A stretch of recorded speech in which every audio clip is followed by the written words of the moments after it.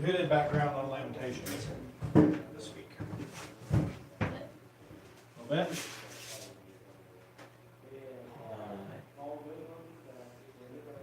Hmm? Hmm?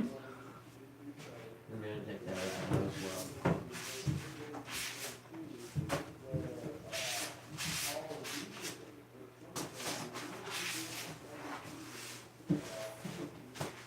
Do you want ESV or New King James? Okay. New King James it is. That's what I have in mind.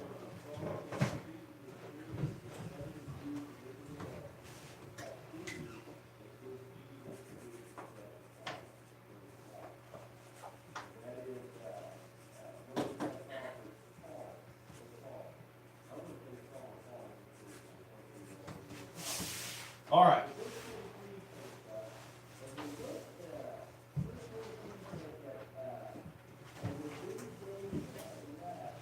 Studying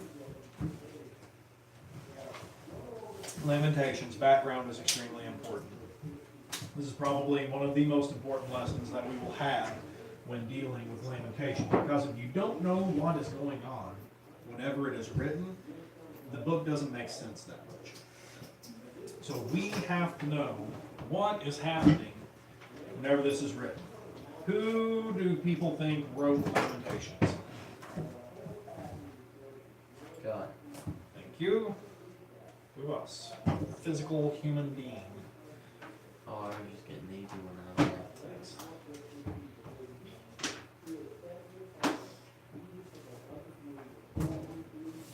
All right, let's use some deductive reasoning. Where is Lamentations found in the Old Testament? Where is it located in the Old Testament as we have it?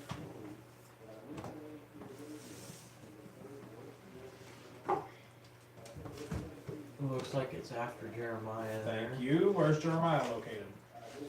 Uh, You can sing the song in your head if you need to, or out loud if you have to.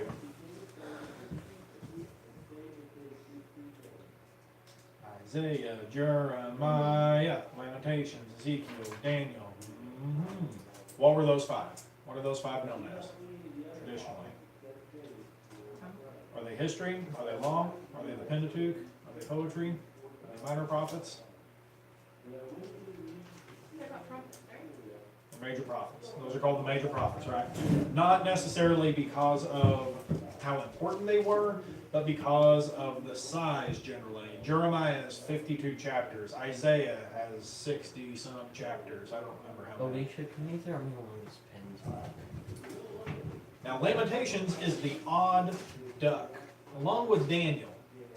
Because Daniel is 12 chapters long. Lamentations is only 5. Hosea was longer than that. I mean, if you look at the length, Hosea was pretty long. Other books we've looked at were pretty long. But Lamentations is stuck in there with the major prophets. Now, who do we think wrote Lamentations if it's stuck in there with the major prophets?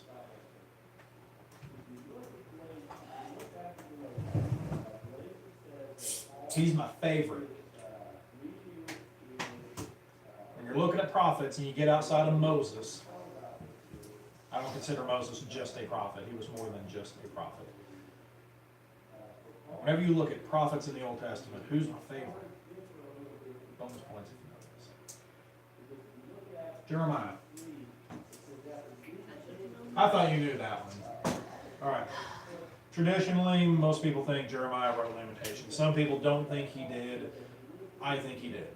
He doesn't come out and say, hey, this is Jeremiah writing this. But I think if you look at what Jeremiah wrote about in his book, before the events that happened, leading up to what happened before the Lamentations, and then after the events that caused Lamentation to be written, it makes the most sense for Jeremiah to have written it. Now, verse 1 of chapter 1 in Lamentations. How lonely sits the city on the hill, or the city, it was on a hill, that was full of people. What city are we talking about here? If you don't know what city we're talking about, nothing will make sense.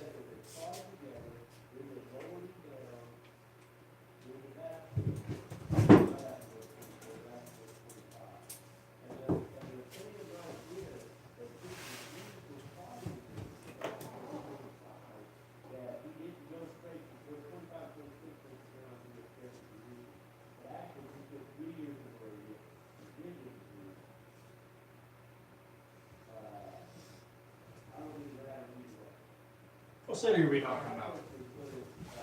Uh, Most important city in human history. Jerusalem. We're talking about Jerusalem. Where was Jerusalem located? What tribe of Israel?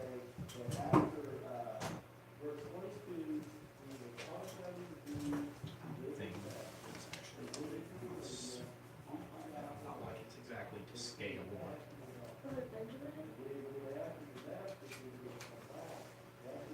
Okay, I have no idea. it was technically on the border of Benjamin, but another tribe took it. Judah. Alright, this is Jerusalem. Okay? It's in Judah. Alright. Judah is the southern kingdom after King Solomon, right? Right? Go back to your Old Testament history, and you have the split happen. You have the split of the kingdom happen. Judah becomes the southern tribe. What was the southern kingdom? What was the northern kingdom with the other 11 tribes named? Israel. There we go. So this is Israel up here. There, I don't remember where Samaria became their capital. I thought you were putting a dot for an I, and I was like, there is no I in Israel. No, there's not. There is an I in Israel, it's at the very beginning. Oh, No, well, not I a meant- dot and I know what you mean. All right. That's not what I meant. It's but- like definitely know how to spell.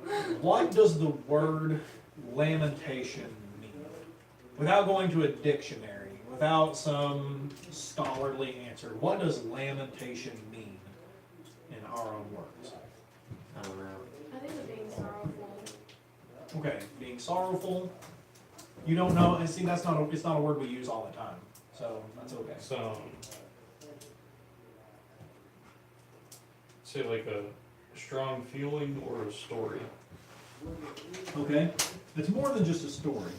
You're on the right track with sorrowful. You're on the right track with strong. You ever use lamentation? You never say, I'm lamenting over, I don't know. Like a sorrowful. Over what? Debating. Debating? No. Memory. Alright. Lamenting is a powerful, deep sorrow. It's not just sorrow. It is a sorrow that is so strong it moves you.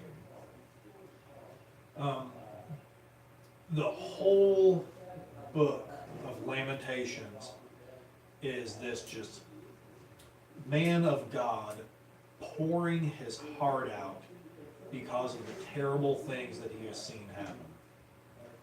And whenever you look at it through that lens, the verses take on this whole new light. You can see the terrible things that this man has witnessed, and you can see him pouring his soul out onto paper, and we get to read that. It was guided by God and inspired, of course, but we can see how terrible their life had become. So, okay, whenever you go back here to Jerusalem, after the divided kingdom, Israel's running its own thing. How many good, godly kings did Israel have? After the divided kingdom happened, you have these two sections, the northern kingdom of Israel, the divided kingdom of Israel. How many good kings did they have?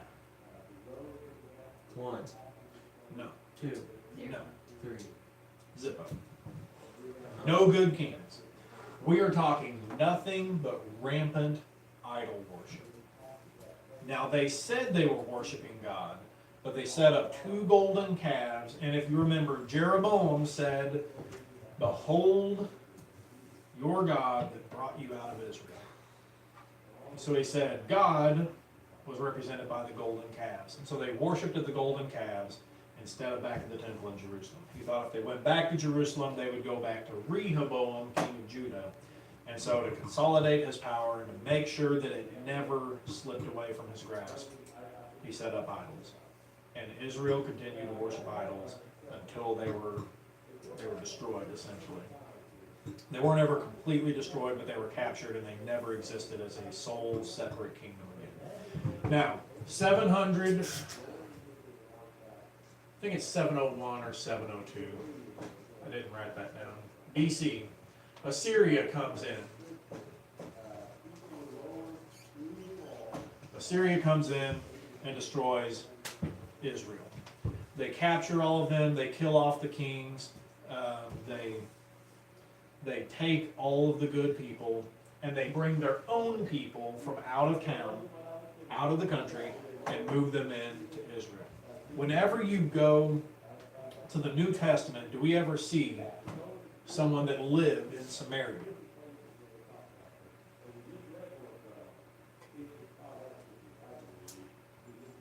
The Samaritan woman at the well is the best example. All right, we know about the Samaritan woman at the well. She had multiple husbands. Jesus told her, "You've had 5 husbands, and the one you're with now is not married." And she went back and said, "Come see this man who has told me everything I've ever done." Okay, she's a really famous, well-known example. The Samaritans were still around, but they were looked down on by the people living in Jerusalem still, the Jews, because the Samaritans had mixed in with other countries. Whenever Assyria captured them, killed a boatload of them, shipped out most of what was left, and moved in other people, they intermingled with the pagan nations. So they weren't a clear, defined people for God anymore. They had become mixed up with pagan nations and weren't really distinguishable from those pagan nations.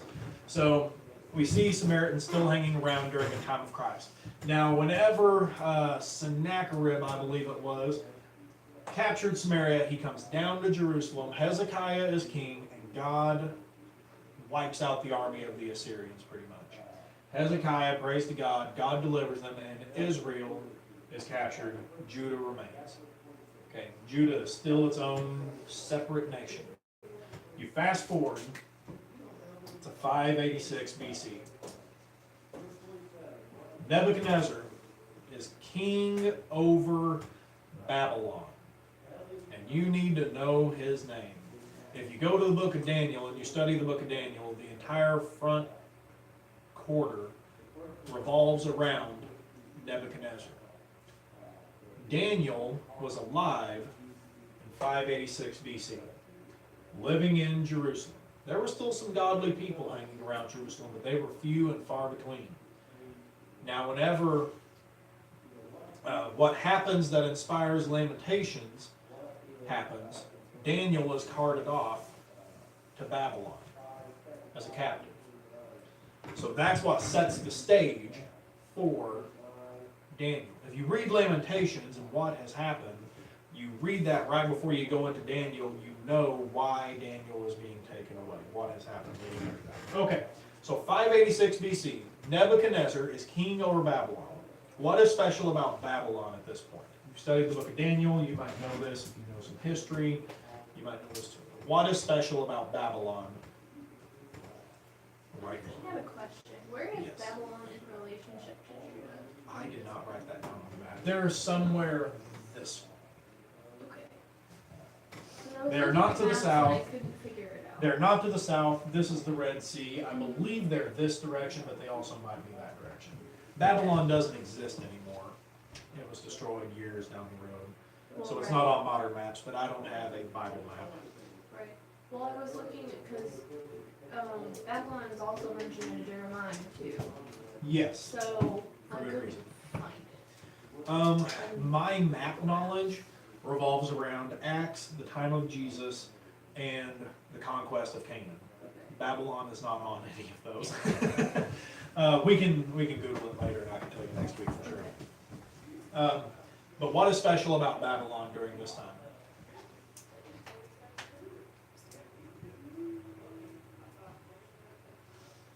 They're very rich. They're rich. What else? The reason they're rich. Conquest of other nations. Okay. Is that a statement or a question? Because that was kind of No, a that's question. not a statement. Okay. They were an empire. Okay? Whenever you think of the greatest empire in history, Who do you think of? All right, Rome was a great one. Rome was a huge empire. Who else? Before Rome. Maybe the Greeks. All right, the Greeks. Who started the Greek Empire? Who was the one that was the ringleader at the beginning of it? It kind of fell apart after him. Alexander? Alexander the Great. Very good. Now, we're actually going into some Daniel stuff. But you have, I won't even bother writing it down. You have the Romans, right, that were there whenever Christ was born and everything happened under the Roman government. You have Alexander the Great, who the Romans overthrew his divided empire after he was dead and gone. Who was before that? Now we're getting into the hard part. Medo-Persian Empire, which is what Alexander the Great took over, and then quite a bit extra. And before the Medo-Persian Empire, you go to the Babylonian Empire. And the Babylonians had probably the greatest empire in the history of mankind. The way that Nebuchadnezzar ran his empire was very impressive. They had the most fortified city probably in history. They were surrounded on all sides by a river.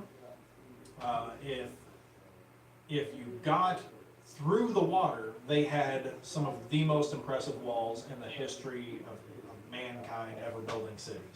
We're talking well over 100 feet tall, so thick, so wide, that they had chariot races on top of the walls around the city.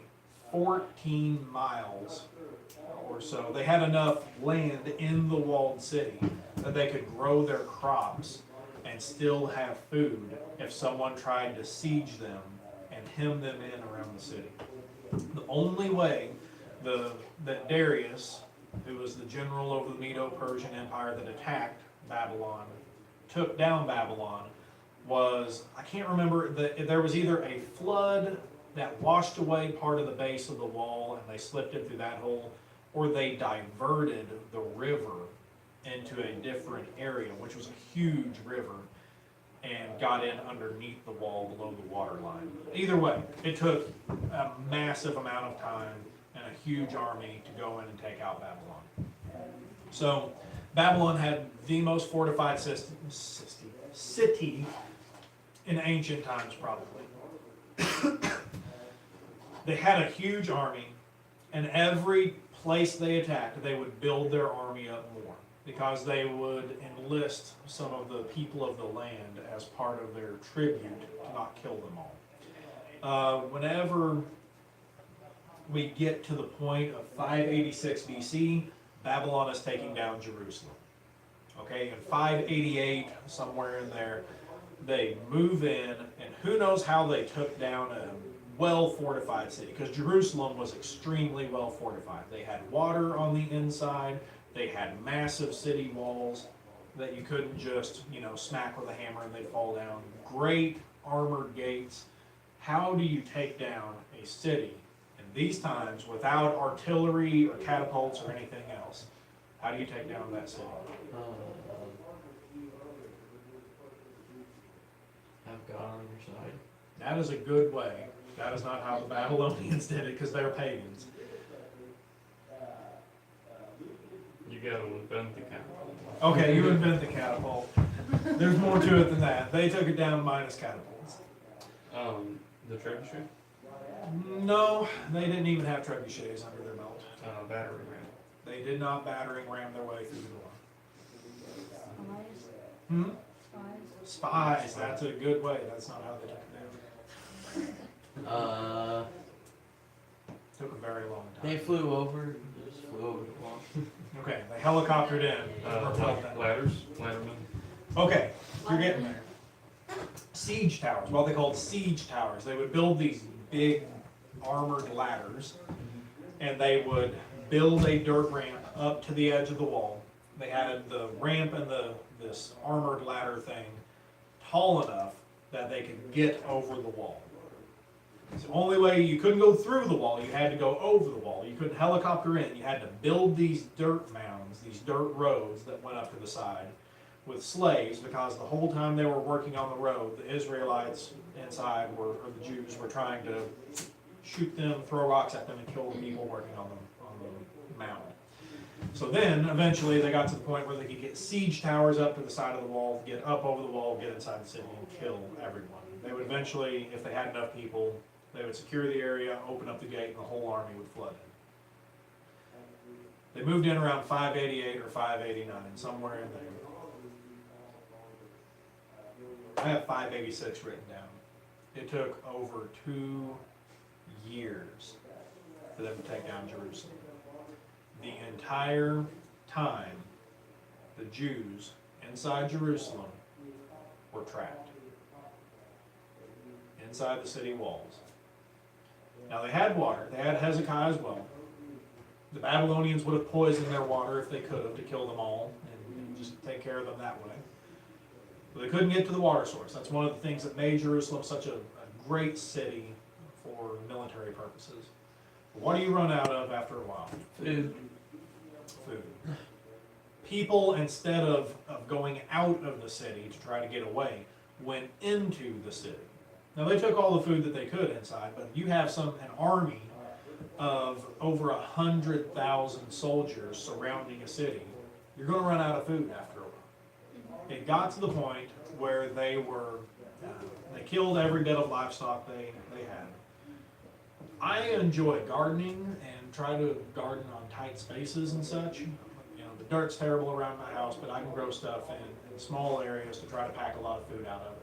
But imagine if you had a zucchini plant going, somebody's going to steal it. Anything that comes on that vine, as soon as it goes, instead of letting it grow and get bigger so you have more food, they're going to steal it right off the bat because they're starving to death. Or you're going to eat it right off the bat. They ate every bit of livestock they had. They were killing donkeys and selling the heads to get what meat they could off the heads. It got to the point where they were killing and eating their children because they were starving to death. That is how bad it got. They were cannibalizing. Now, weren't they like a godly city? no, Oh, never mind. they were supposed to be. They were supposed to be. Now, Jerusalem is the capital. How am I doing on time? Jerusalem is the capital city of Judah. What is at Jerusalem that makes the entire Jewish religion revolve around Jerusalem at this point? Not a synagogue. Temple, right? The temple. Synagogues were built in places where the temple wasn't, to teach and educate. Okay. The temple is where the sacrifices were made. The temple is in Jerusalem, and it's beautiful. This is Solomon's temple. It has gold everywhere, pricey lumber. The Ark of the Covenant was in it.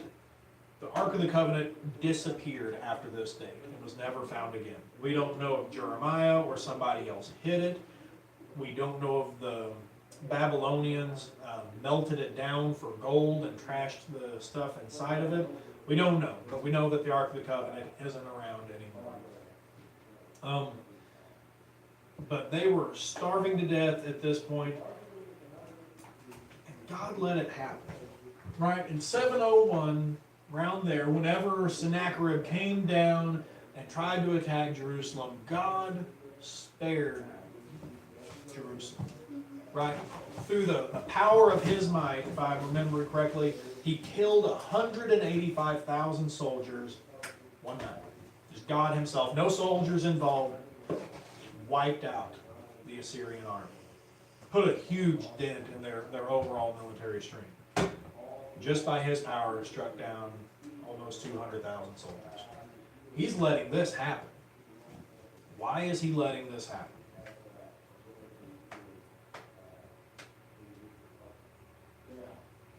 At that point, had Jerusalem turned away from God? Well, why would you say that? Well, you wouldn't let it happen without good reason. Right. All right. What had happened is Judah had turned away to idolatry, just like Israel had. They have had this on-again, off-again relationship with serving God faithfully. they've had a good king and everybody would worship God the way they're supposed to, then they would have a bad king and they wouldn't worship God the way they were supposed to. Good, bad, bad, bad, good, bad, good, good, bad. I mean, it goes back and forth depending on the king. Well, now you have a king that is not godly. They have continued to just over and over again serve pagan idols.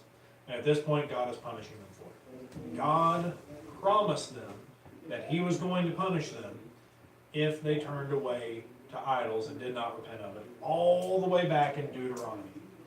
This is God following through on what he promised to them all the way back in Deuteronomy. Now, whenever you have them moved in, the Babylonian army moved in, Jeremiah, if you go back and read Jeremiah, was in the city teaching the people, you need to give up. Surrender, go to the Babylonians, and you'll at least have your life. But they didn't listen. A few people listened, but not very many. The vast majority of everybody refused to listen to Jeremiah, and as a result, they stayed in the city, and whenever the Babylonian soldiers came in, what do you think happened? Whenever they got over the wall. Wasn't much of a fight. They died. Who?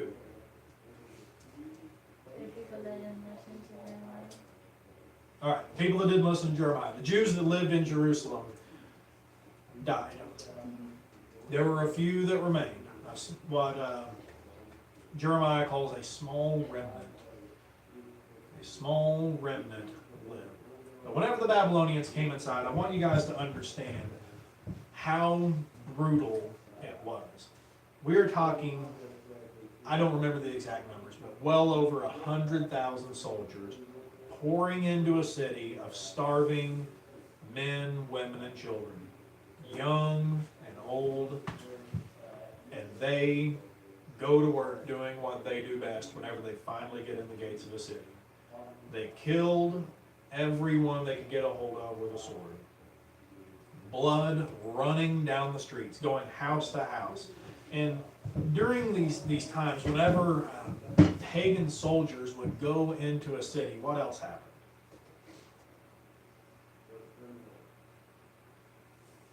What do you mean, what's that? Well, what else happened? Whenever they go into, they just start smacking people with swords, or what else are they doing? Well, they're taking prisoners and probably whatever women and children were left over as slaves.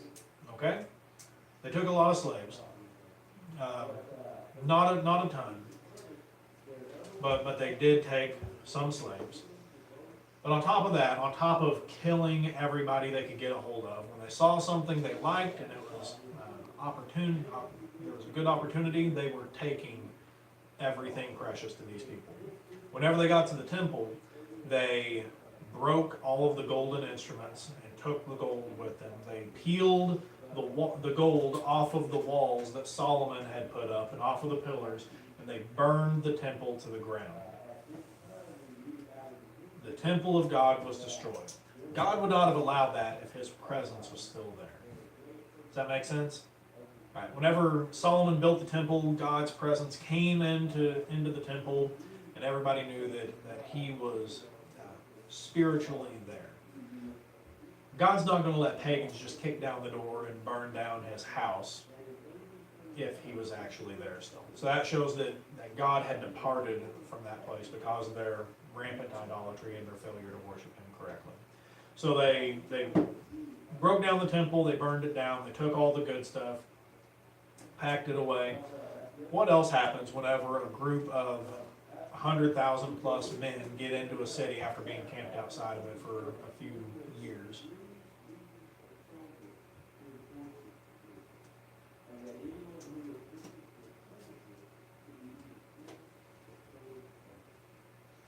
I imagine they get very angry. I mean, you said it took 2 years to build the wall and come up there and they're shooting their slaves down. I mean, All right. So they have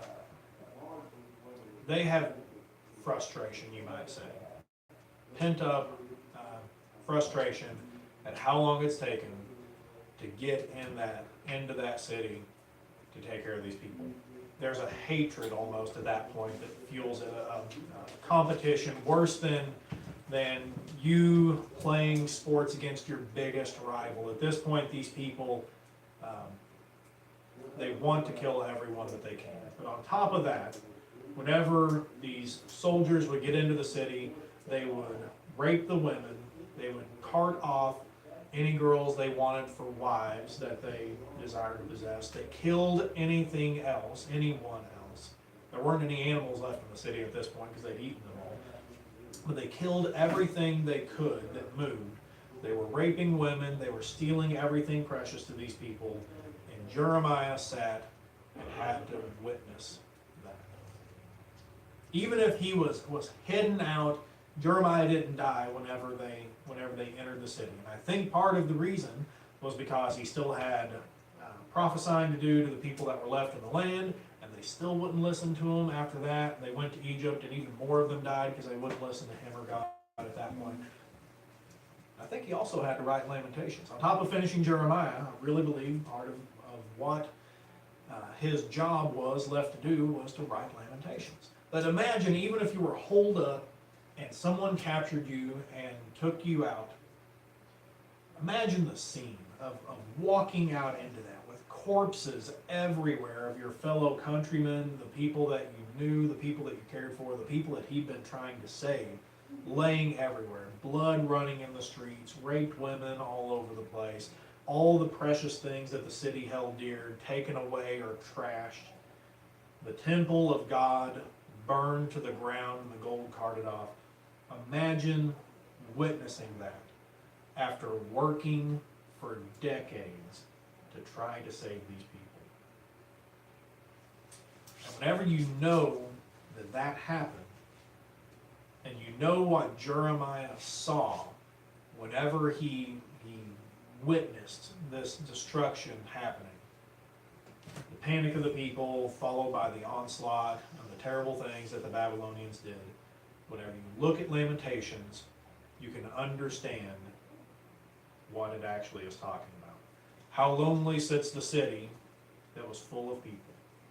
It used to have a boatload of people in it. Jerusalem sometimes would have 100,000 people in it during holidays and such. Now they've got just a few people left that the Babylonians left. Whenever 2 Kings tells us, whenever the Babylonians took their captives, they took the princes. Daniel was one of the princes of the land, royalty of sorts, if you will. They took those and carted them off and kept them in Babylon because they were supposed to be the best of the best. They left the poor people behind. So they left the people that weren't worth carting off. And those were the people left in Jerusalem. So how lonely sits the city that was full of people. How like a widow has she become. She who was great among the nations, she who was a princess among the provinces, has become a slave. The people that were inside of it that managed to survive that attack became slaves, were carted off to Judah. To Babylon. The only ones left were the poor. So whenever we look at Lamentations, at any point when you're reading this, I want you to remember what Jeremiah witnessed. And even if Jeremiah wasn't the author had to have witnessed these things happening right beside Jeremiah, right there in the same city when the same attack happened. Remember what they saw. And whenever you look at this book, you study this book, we're going to do the same thing. We're going to read through it at least 3 times. The first time can be as quick as you want. The second and the third time need to be slower, and I want you to take notes as you go on individual verses or individual passages as you go, keeping in mind what happened. And whenever we look at Lamentations, what do we see? Whenever we look at the entire book as a whole, knowing what happened leading up to it, what do we see?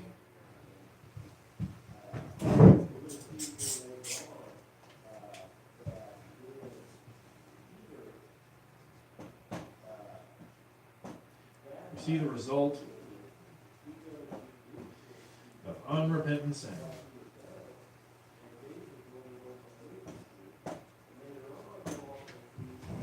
That's what you see. if you will look at this and understand that unrepentant sin leads to terrible things, and as bad as this was, as bad as the destruction of Jerusalem was that led up to Lamentations, it's nothing compared to hell. It's nothing compared to what's going to happen whenever you die in a lost state. But we can see just how seriously God takes unrepentant sin.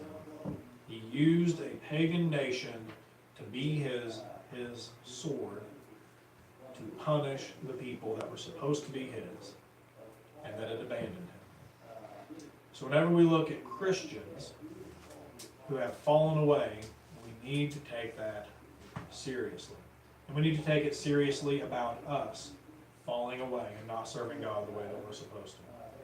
How can you be apathetic and just not care that much about doing what God says whenever you see what these people went through because of their sin, because they did not care enough to worship God? It should move us, but in the right direction. And whenever we hit a rough patch in life, whenever something happens that is hard for us to accept or swallow, we can go back and be thankful that as bad as whatever we're going through is, we can be thankful that it's nothing like this. Had Jeremiah done anything to deserve to witness these things? No. Jeremiah had served God faithfully, and yes, he had sin in his life, but he was a servant of God who was walking in the light. But he was forced to watch these things. Somebody recorded it. Jeremiah recorded it for us in Jeremiah and Lamentations, and somebody recorded it for us in 2 Kings. But anything we endure, unless something goes horribly wrong in our lives, will be nothing compared to this. Be thankful that we're never put in a situation, or have not been this far in our life, where we have to consider eating our children, where we have to wonder whether or not we're going to be raped to death by pagan soldiers, whether we have to worry about whether or not we are going to die first, or our families are going to die first, and who's going to have to watch who die. Whether or not we're going to be able to hide out our loved ones so the soldiers don't find them, and they can cart them off as slaves after their initial fury is over, or if they're going to kill them in front of us. We don't have to worry about that at this point in our lives. We can be thankful for that. But we need to remember just how seriously God takes sin. And this is a glimpse into how seriously sin is, how serious sin is. If sin is serious enough for this to happen, we can understand just how precious Jesus dying for us really is. And that's what this book is all about, that I want you guys to get out of this study. Look at what happened in Jerusalem because they didn't obey God. Look at what they could have avoided. Look at what Jeremiah tried to warn them about. And then there's going to be a promise of hope in Lamentations. A small promise of hope that the people that had endured this, that got this message, could hang on to. And if they can hang on to that message of hope, we can hang on to it today, along with all the other messages of hope that God has given us. Does anybody have anything else they'd like to add? Because I think I should be out of time.